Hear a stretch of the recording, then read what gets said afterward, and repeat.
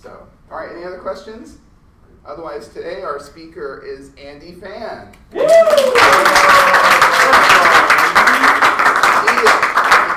going to be giving a lecture on how to trick aliens. So I'm going to turn it over to Andy. Okay. So we got some aliens, right? And these aliens have numbers on them. Oh, that's the wrong number. Starting on strong. Okay, we got some numbers. 5, these are 3, it's not 513, it's 5, 1, and 3. And we also have some K. And we know this K is like 2, right? Something like that, between 1 and N. We want to find the biggest, the sum of the K biggest numbers in this list without changing the order of them. So you can't sort them and then just take the biggest K things. So let's see. So first, let's consider since this case is small. Wait. Question. What do you mean the sum of the K biggest numbers in the list? So you have two. So you have 3 numbers. What's the 2 biggest numbers? Yeah. Okay. 5 and 3 are the 2 biggest numbers. So the sum is 8. So if K is 2, you'd return 8, and if K is 1, you'd return 5. If K was 3, you'd return 9. So why can't you sort it? Because that's not allowed. The aliens won't allow that. Wait, Who makes a copy? how do they know that we're sorting it? This is an easy problem to motivate. If someone picked you up and then moved you, would you allow that? Yes, you could sort it, but it's not the point. You can't change the order. Do the aliens have free will? Yeah. Oh. Okay. So let's consider all subsets of this, right? We got 1, we got 3, we got 5, you got 1, 3, 1, 5, 3, 5, and 1, 3, 5. And also we have empty set. Superset. So here's an idea. So what if we graph all these on a graph? And let's say our x is number of elements, and our y is sum. So we got 0, 0, and we got 1, 1 for set 1. We got 1, 3 for 3, and we got 1, 5 for 5. And then we got 2, 4, and we got 2, 6, and then we got 2, 8. And then we have 3, 9. There we go. So we have the graph of all our solutions. And so we only care about the best. So we have a bunch of columns, right, for every number of things. But we only care about the biggest thing in each column, right? So like we only care about this one, we only care about this one, we only care about this one, and we only care about this one. Like, these ones don't matter because they're not optimal. And these are all what your answers are going to be, right? For k equals 0, you're not going to pick anything. For k equals 1, you're going to pick 5. For k equals 2, you're going to pick 8. And then for k equals 3, you're going to pick 1. So if you notice, if you take the convex whole of all of these, it's convex. Well, if you notice, the shape containing all of these is convex, and that's pretty important. So let's imagine we don't have a k for now. Let's solve this simple problem. With no k, what's the best amount of biggest sum of things we can have? And here's the thing: we're gonna also imagine that we have negative numbers too. So this goes down afterwards. So it's still convex, but we just have negative numbers. So if you pick too many things, if you pick more numbers than you have positive numbers, you're going to have to add negative numbers, and it's going to make your answer worse. So what are we going to do here? If we want to find the biggest sum thing of things in here, we're just going to go through one by one and pick every non-negative thing, right? That just gives you the biggest sum. And we're also going to keep track of the number of elements. So if you know the biggest sum and the number of elements, this gives us the biggest point on our graph, right? Because we know the biggest sum is 9, so that corresponds to the y equals 9. And we know the number of elements that we picked is 3, right? So this corresponds to y equals 3, or x equals 3. So this maximum corresponds to a point. So now, in an actual alien trick problem, this wouldn't just be like a greedy go through it one by one. It might be. But usually it won't be just a greedy go through it one by one and pick out the positive ones. Usually this is going to be like some kind of DP, which gives you the best amount for some number of things you can take and the number of things you took to get that amount. So let's see. So now, imagine, let's imagine we have our convex hull, and we want to find some point on this convex hull. But, so let's say this is x equals k. But our dp can only return the biggest element on this convex hull, right? It can't tell anything that's not, it can't tell you anything that's not the biggest thing. So what we're going to do is we're gonna find the tangent line here. So imagine we know what this tangent line is, right? This is like slope m. We can subtract out this tangent line. And if you notice, the maximum of this new thing, the maximum of this new curve, like it's so when you subtract out a line from a convex curve, it's still going to be convex, but it's going to be like shifted down.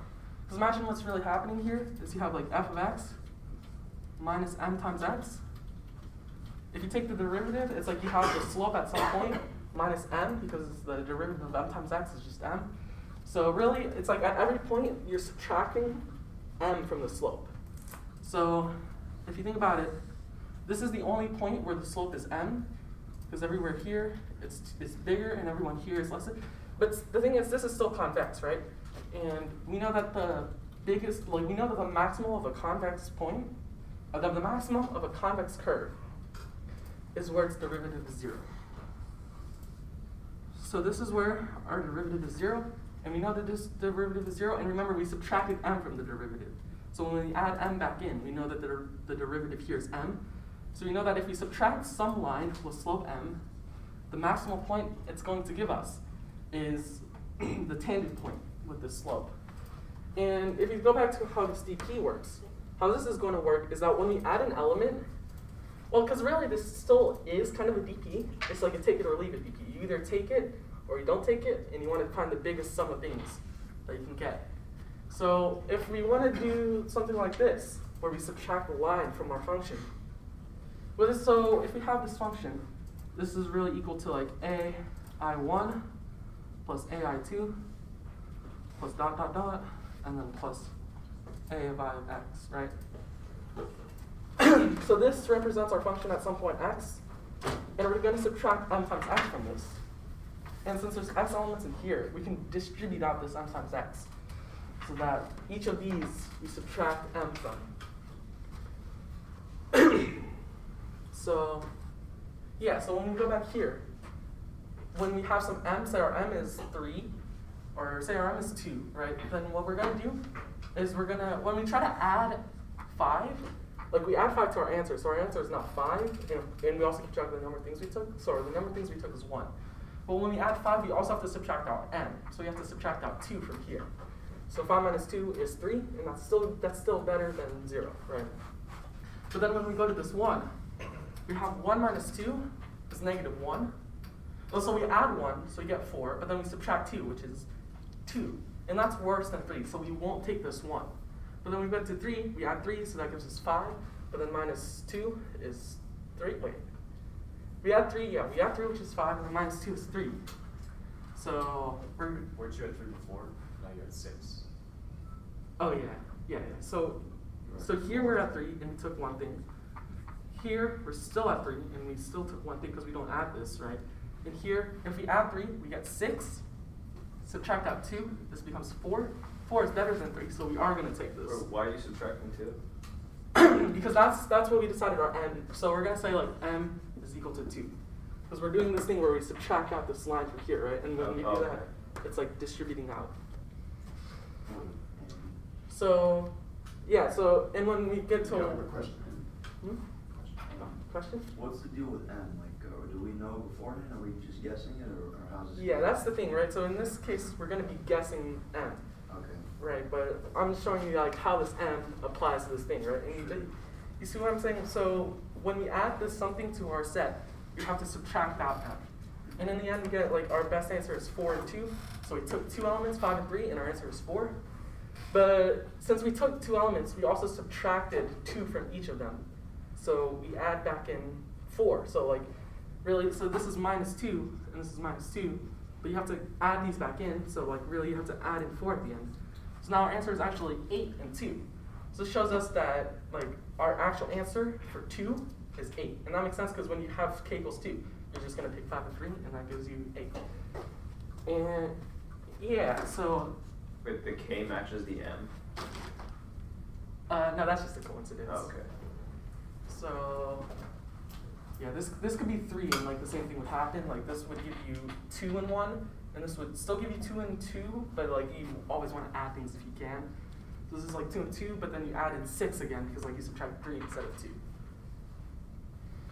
And so if we're like adding these places that we took away previously, if 3 wasn't a good number to take and we ended up with another 3, 1 there, would our answer be 5 or 7 after we've added the things back?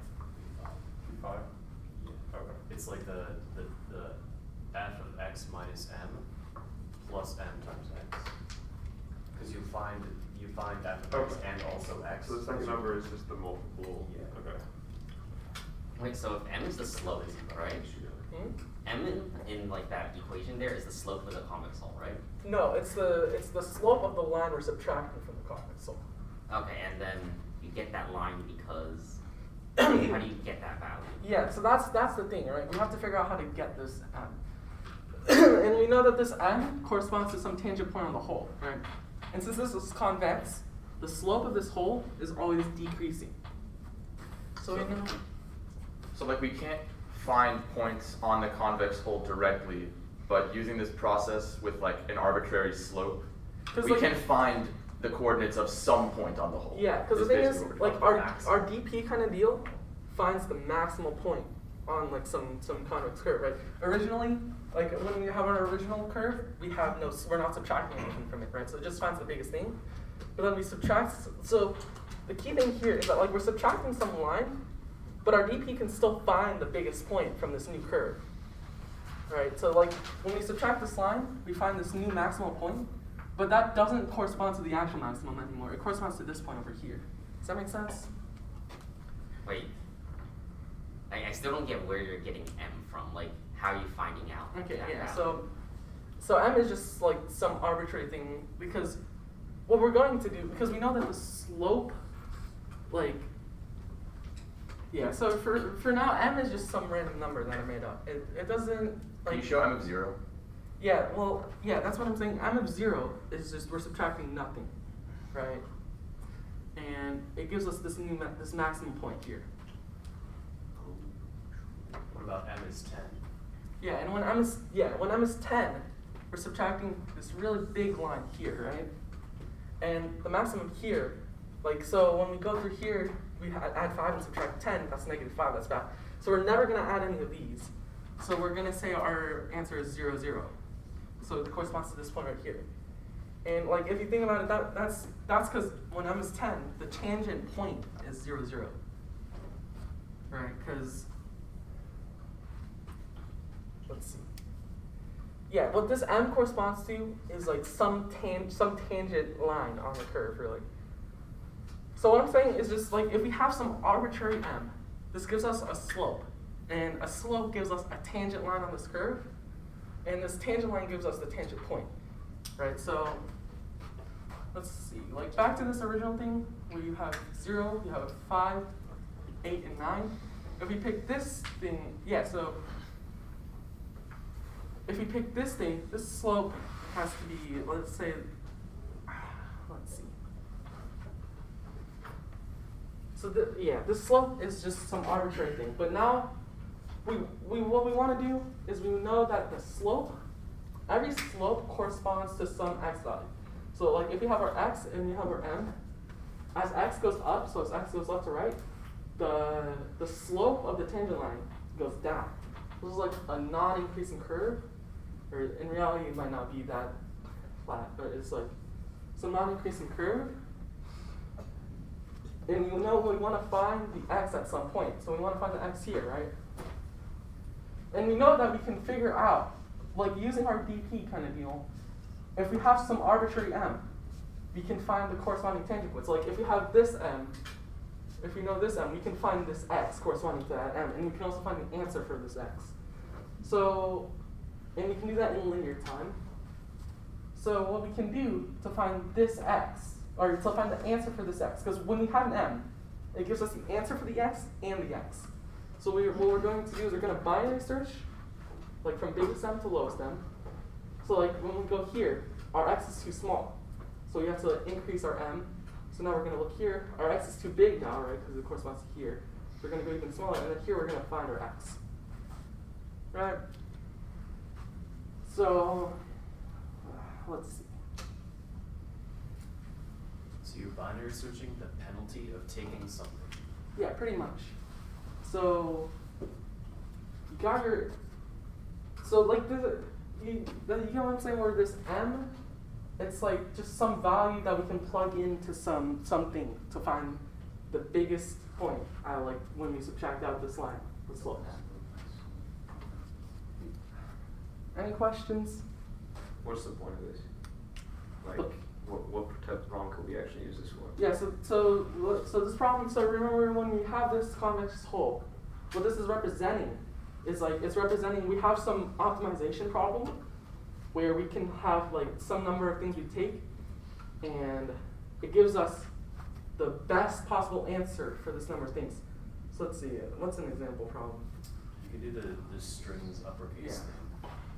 Let's see. So we have, You could have this problem like implemented with some sort of like an interactor where you have no additional space or something. Like you could make this required. You could like request a stream of all the numbers or something, but you couldn't store them for the memory restrictions. So we have a problem here, which is we have a string with uppercase and lowercase letters. And we have some length, I think. Yeah. So we have, the actual letters don't matter. We only care about that they're uppercase or that they're lowercase. And what we want to do, we can do some operation and pick some subarray of length L.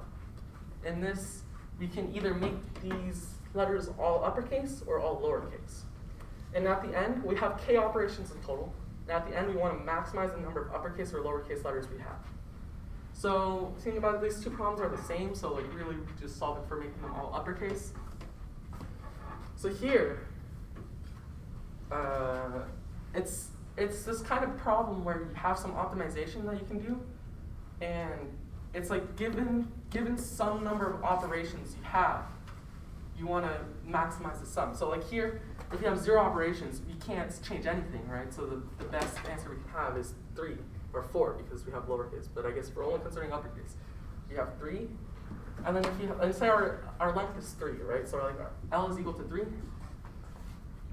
With 0 operations, we have like our answer is 3. With 1 operation, our answer is 5. And with 2 operations, our answer is 7. It's like we have the same kind of convex idea, where at 0 operations we have 3, 1 operation we have 5, and 3 operations we have. Wait, I guess that's not a really good example. Just added like a uppercase and then a lowercase at the end. Wait, we're trying to maximize the number of uppercase letters. Yeah, we're Wait, not the trying operation flips the cases or just makes it all uppercase? makes it all. And you can only do 3 on 3? Yeah, you have to pick some subset of length 3. Okay. But you can do k of those. Yeah, you can do K, like range set to uppercase. But it can only be 3. Of L. length 3, Yeah. exactly. Length L. Length L. Length L, yeah. In this case, L is 3. So here we can flip this on. So now, like, for k equals 1. So like for x equals 0, we have 3. For x equals 1, we have 3, or we have 6. But for x equals 2, we have 8. And like it's the same kind of deal where we have this convex hole idea.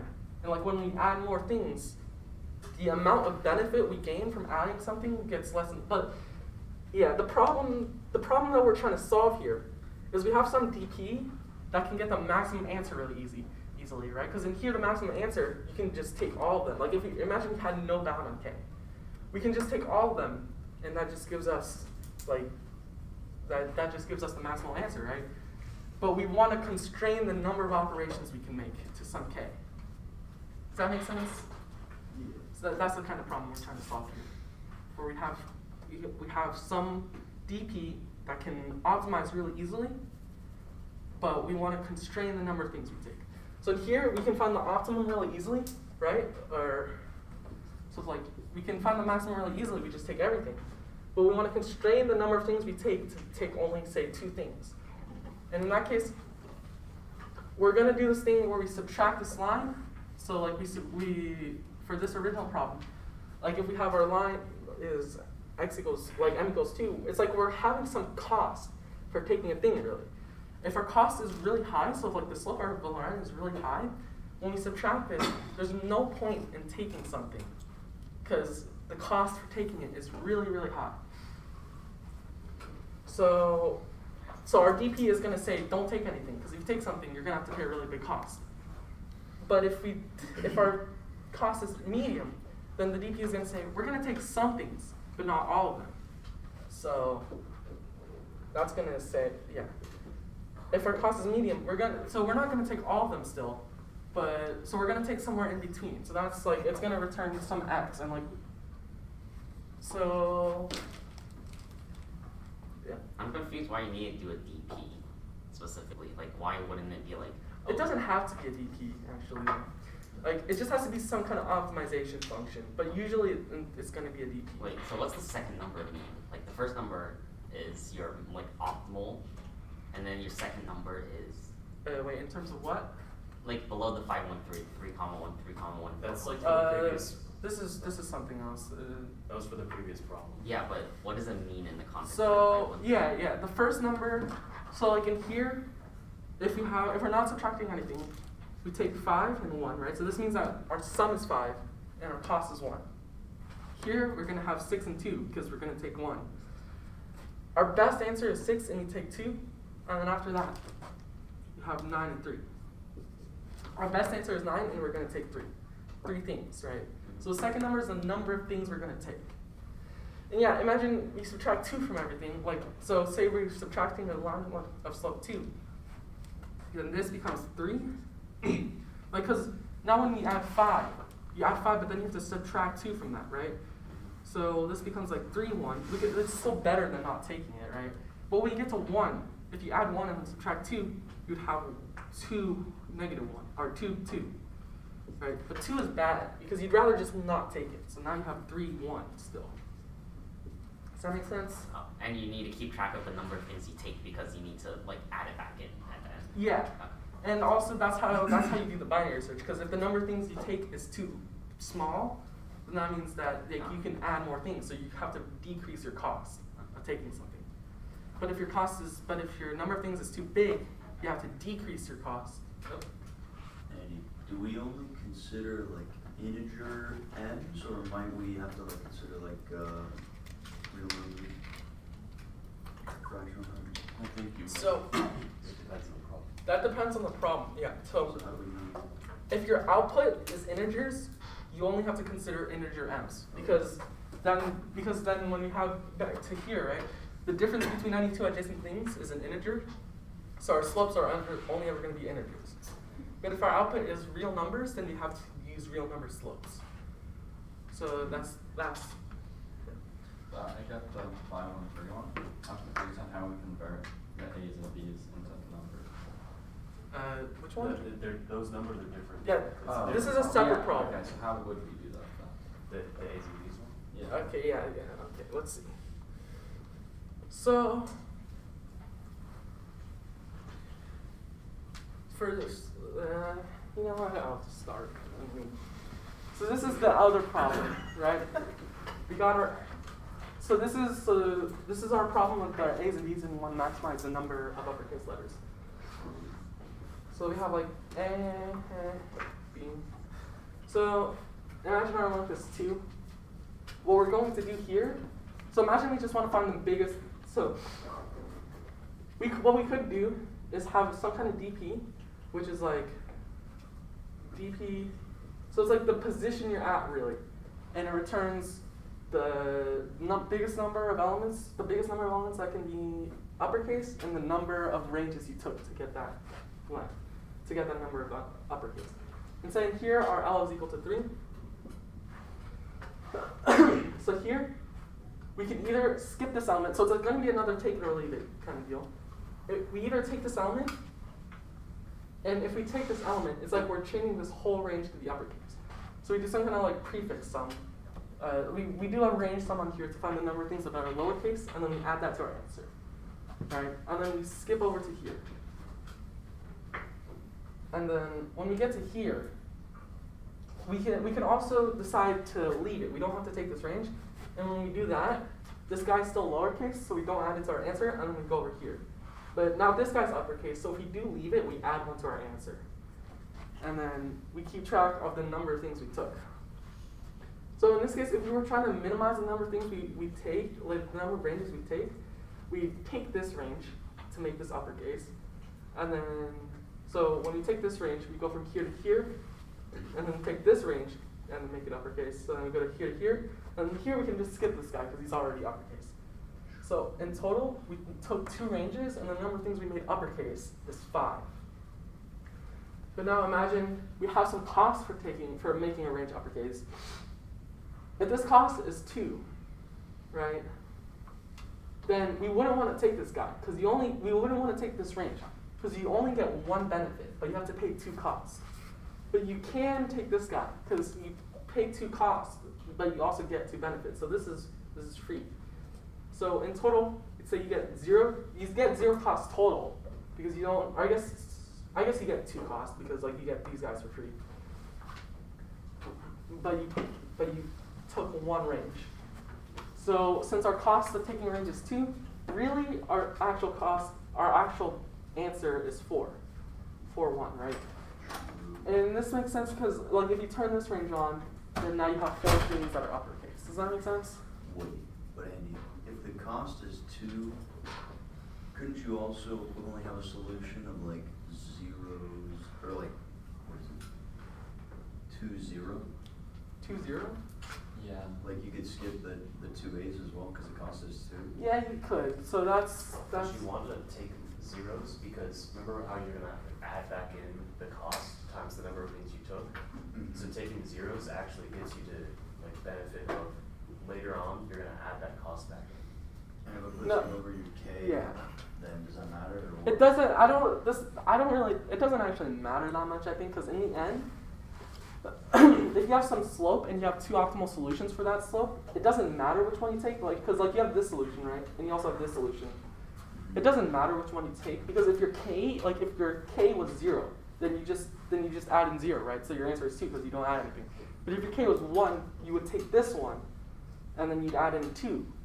But like it doesn't matter which one you take. You get what I'm saying? You'll just end up with a different optimal M. Like because in the end, you don't add back in like you don't actually add this back in. You add in your K. Right.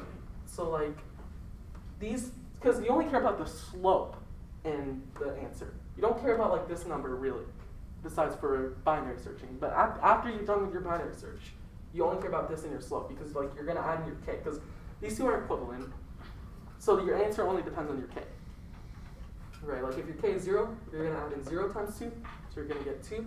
But if your K is 1, you're gonna add in 2 times 1, so you're gonna get 4. Does that make sense? Yeah, but wouldn't your like binary search change based on which answer you take? Well, it doesn't. Let's see. So the thing about this function, the thing about this binary search. So the problem with this is that these 2 solutions have the same cost if you subtract out the cost, right? But when you add back in the cost, it's like they have 2 different solutions, so that's fine. Does that answer the question? I think, yeah. Okay. That would be easy to answer. How do you adjust M M? based on the result of this? Well, yeah, so your M is like the cost of taking something, right? So if your M is too big, then that means that the number of things you're going to take is going to be too small. So like if the number of things you took, so say your K is 2 in this case, right? Your K is equal to 2. Then in here you take 2 little things, right? So that means your cost is too big. So like your cost, your M is equal to, in this case it's 2, right? and we say that 2 is too big, so let's try m equals 1. And m equals 1 works because we're going to take both of these, so you're going to have an answer of, yeah, and then, like, again, what Daniel was saying, in here, you could take both of these, and in that case, you'd have an answer of, so you could have an answer of 3, 2, or you could only take this, and then you still have an answer of 3, 1. But, like, in the end, it doesn't matter which one of these you take, because, like, it all depends on your k in the end, right? Because if your k is 2, you're going to add back in, like, 2 times m, so you're going to add back in 2, so you're going to get 5. And that makes sense because that's 1, 2, 3, 4, 5. But if your k is 1, you're going to add that back in 1. Oh. So you're only going to take 4 things. Does that answer it better? Yeah. And if your cost is too small, m is like 0. Yeah, if your cost is too small. So like say m equals 0. Like what we said is that you're not going to take this guy, but like imagine you do skip this guy, or imagine you do take this guy. Then you're going to have like 5, 3. Again, it doesn't matter whether or not you get 5, 3 or 5, 2 because these are both valid solutions. But like, I guess even for your binary search, it doesn't really matter because you're not gonna add in 3, you're gonna add in 2 at the end. But if you have like another lowercase a at the end of that Yeah, string, if you have another thing here, then this would be 6, 3. And now this is the only answer you're gonna get. So this 3 is too big, so you're gonna have to increase your m. So like in here you're gonna have to make your m bigger, so your m is gonna be like 1. But then like it's still a little weird because in here it's the same kind of deal where like taking 3 is just as good as taking 2, and it's even worse because in here it's also just as good as taking 1 when it costs 1. Because you can either take this one, and this one, or this one and all 3. And since you don't get any benefit from taking, since you get 1 benefit but the cost is 1, they're all equivalent. But again, like once you stop your binary search, it doesn't matter like which one exactly is optimal. So just sum up for this, we're given some k, which is the number of length-free ranges we can take, Yeah. and we want to maximize the capital letters. So we binary. Or I guess in this case, actually, too. Okay. So we binary search on like this strange like abstract cost that we define. Has Yeah. nothing to do with the problem. Okay. so it's like the penalty for taking a range. So Right. if you wanted to take 1,000,000 ranges, then it would cost a lot of money to do that. Yeah. So you want to binary search the cost of like the penalty such that you get the exact number of ranges that you want. That's good. You can then up the size out. No, they're exactly the size up. Take. But like it would never be better to take it smaller than that size out because it doesn't really hurt you. Yeah, so that's How do we know like what kind of like slopes we should be guessing? Like, are they gonna be like? well. Usually, you don't want a slope usually your slope is going to be positive, right? Because if you have a negative cost for taking something, like you're just gonna take it, Yeah. unless it gives you a negative cost. Like, there's some kind of problems. I think usually it's safe to just go like negative 1e9 to 1e9, and that works. Unless you teal it, and then you gotta. Unless correct you teal that. it. Wait, do you want negative 1e9? Why would that be useful? Well, and it depends on the problem. In this case, If the problem is like take the biggest k elements, but all the numbers are negative, Oh, but you yeah. have to take exactly k, then you need a negative cost because you need to incentivize taking negative stuff. yeah, that kind of. So I have a question. So for like the last problem example, how come like the slope that we should be guessing isn't just like exactly the kth biggest element minus k minus 1 biggest Because we element? don't know the k's biggest element, because we can't sort. Okay. Like, yeah. Because that's why like if we could sort, we could just take the k's biggest element and then guess that k, but like we don't know that, so we have to binary search for what that. Because I can use median of medians. yeah, but that's cringe. So don't do that. Yeah. Oh, it's cringe. Can't you like store like the kth biggest element just by like with like 2 integers? Yeah, but that's not the point. Well, not if you just have a You stream could of the solve numbers. this problem You need in like a lot of arbitrary ways. array accesses to do median to median, I think. Yeah. You can't just do it with a stream. Which, like, we can assume this is just for the stream of numbers. Like, imagine this was interactive, where you're not allowed to define an array, and like they give you one number at a time. Okay. This problem should not be solved with algebra, but it's helpful to understand. Yeah, this is not an alien trick problem, but like. But the strings one is, This because is- in the problem on code forces, the bounds are n, l, and k are all 10 to the 5th, so there's no way you can do a DP of size n times k, Yeah. because that's way too slow. What do you know is true? Yeah, no, it's kind of the So it's like in general, it's this kind of idea where you have something like you have some problem where you can take some like subset of things, but the best solution is just to take all of it, or I guess not even necessarily, but like you can figure out the best solution for taking all these elements really easily, but it's harder to find the best solution using exactly k elements. But if you add like a cost to taking these elements, it's like as you increase the cost, you're gonna take less and less elements. So we're basically writing something that can solve it with unlimited operations. Yeah, you assume you get unlimited range flips in this problem, and then you Yeah. just penalize taking one. pretty much. Okay. That's cool. And then you're just looking for that cost that's like the perfect constant to Yeah. solve the question, basically. If you remember tall bar, yeah. Oh, sorry. Okay, yeah. If you remember tall bar, it's like you assume you have unlimited number of things, but then it's just like you're binary searching the smallest thing you're taking. So really, you're just penalizing everything smaller than that really heavily, right? It's that kind of idea. Andy, what was that problem at NADC? NADC. That may or may not be Which one able was to be that? solved with alien trick. You did? No, I was asking you. I don't remember that problem. I probably should have looked at it. I'm surprised you did it. There was a problem on World Finals on Alien Trick, though. I can tell you that. You can take K things and like cars like a range or something. It's like a city's. Anyway, I'll look it up. Did you say we have to be done at like 15 or low 25? 25. Okay. That was 25? Like in this first problem, you can find the maximum of the curve because you can take an unlimited number of elements, so you take all the positive ones. Yeah. And then if you subtract some cost from everything, then it's like you're not going to take all of them. You're only going to take the things bigger than the cost.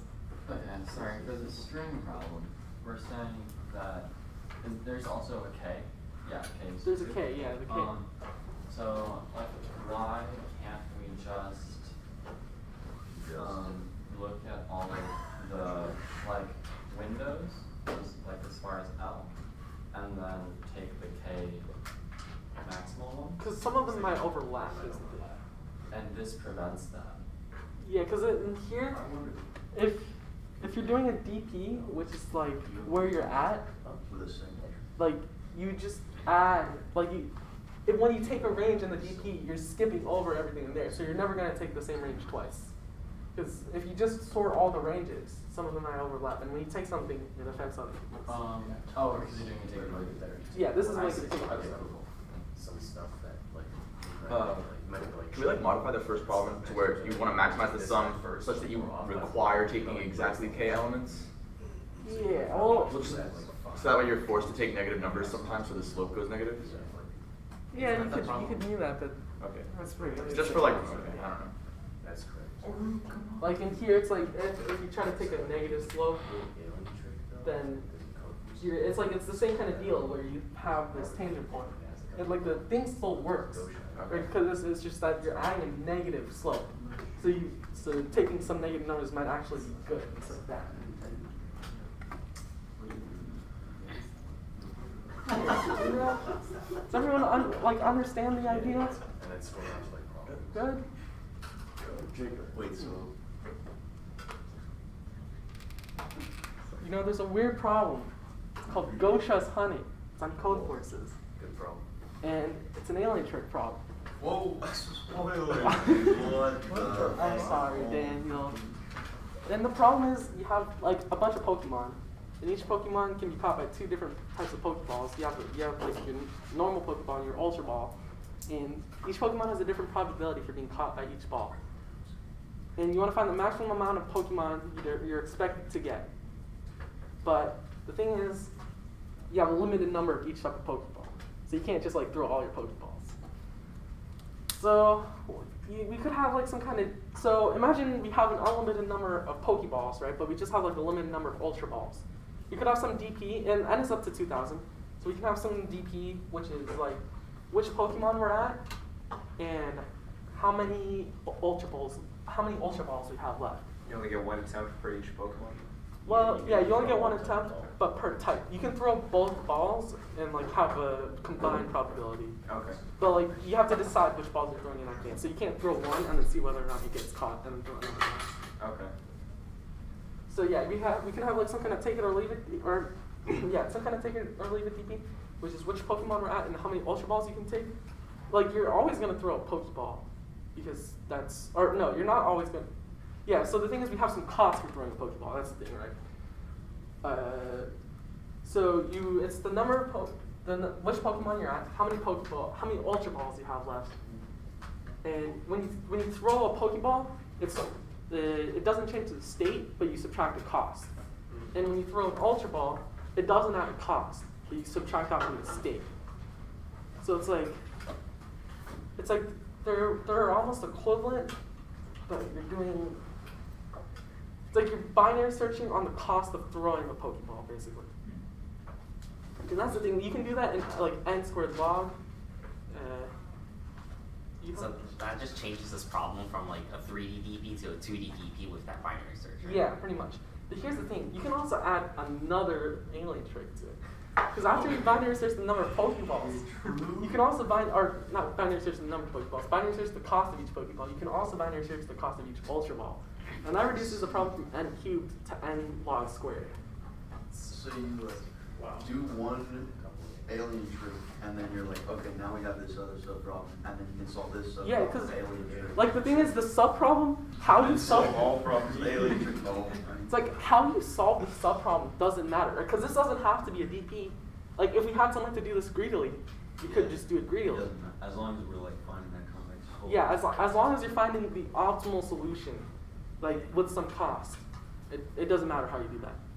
So that's like how the sub alien trick works, because you can do the DP, but the DP is also like it's another kind of convex DP.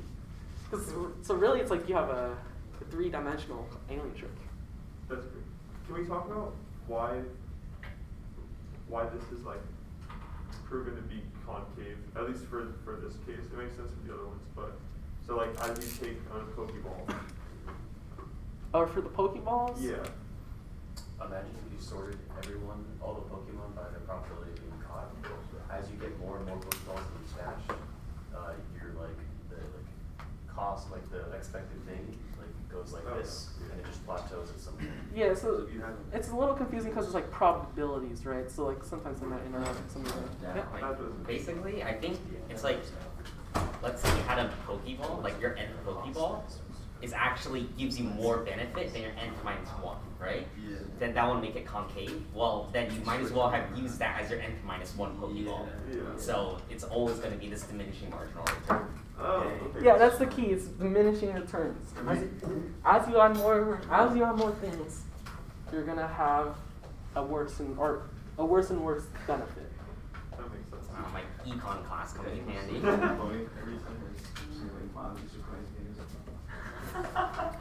This is kind of all my mind. That's great. So you're binary searching the benefit that you will experience when you add your final operation to your task. Yeah, it's like tall barn. Pretty much, it's tall barn. You know tall barn? Tall barn? Tall barn? Building a tall barn? Building a tall barn? Tight barn. You're all done, Andy? Pretty much. Should we clap for Andy? Hunting.